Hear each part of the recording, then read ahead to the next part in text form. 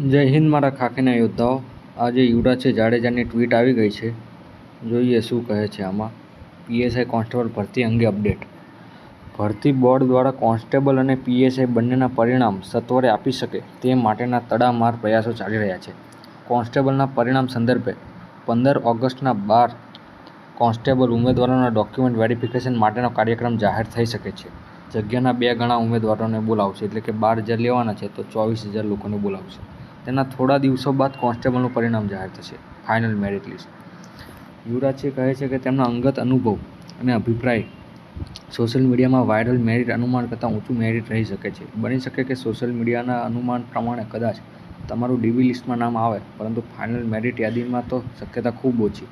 હંમેશાની જેમ અનુમાન કરતાં ઊંચું રહી શકે. આ તો તેમનું અંગત માનવું છે. જરૂર નથી કે તેમનું અંગત માનવું સાચું જ હોય. સમજો છો ને? એટલે જરૂરી નથી કે એમનું મેરિટ કે એ પ્રમાણે ઊંચું જ જાય, નીચું પણ જઈ શકે. આ તો ગમે તે થાય. છેલ્લે સરકારના હાથમાં છે શું કરવું કે શું નહીં. અને પીએસઆઈના પરિણામની પણ અપડેટ આપી છે. હાલમાં પીએસઆઈ મુખ્ય પરીક્ષા પેપર ચકાસણી પ્રક્રિયા ચાલુ છે. મુખ્ય પરીક્ષાના પ્રશ્નપત્ર ચકાસણી કરતાં હજી વધુ સમય લાગી શકે છે. કોન્સ્ટેબલના પરિણામ જાહેર થયા બાદ પીએસઆઈનું પરિણામ જાહેર થઈ શકે છે. પરંતુ મારું માનવું એવું છે કે પહેલાં પીએસઆઈનું પરિણામ જાહેર થાય તે સારું રહેશે. કારણ કે પીએસઆઈના 472 લોકો જો પીએસઆઈમાં આવી જતા હોય તો પાછળ તે કોન્સ્ટેબલમાં પાસ થાય તો એ સીટું એ ખાલી રહેવા દે છે, જેથી બીજા ઉમેદવારોને તેનો લાભ થશે. ભરતી બોર્ડનું લક્ષ્ય છે કે ઓક્ટોબર અંત સુધીમાં બંને પરિણામ જાહેર થઈ જાય અને ડિસેમ્બર સુધીમાં નિમણૂક. એક અંગત ટકોર. મુખ્ય પરીક્ષા માટે લખાણ કરતાં નસીબ ઉપર વધારે ભરોસો રાખવો.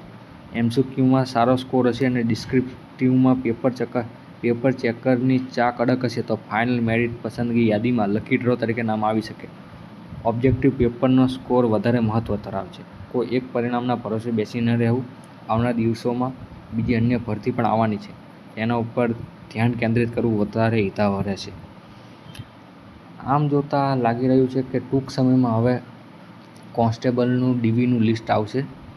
ડીવીના લિસ્ટ પછી ખબર પડે. પહેલાં તો ફાઇનલ આન્સર કી આવશે. ફાઇનલ આન્સર કીમાં હવે સરકાર શું નિર્ણય લે છે તેના ઉપર આધાર રહે. પ્રશ્નો રદ કરે છે, નથી કરતા. મારા મત મુજબ પ્રશ્નો રદ ન થાય તે વધુ સારું રહેશે.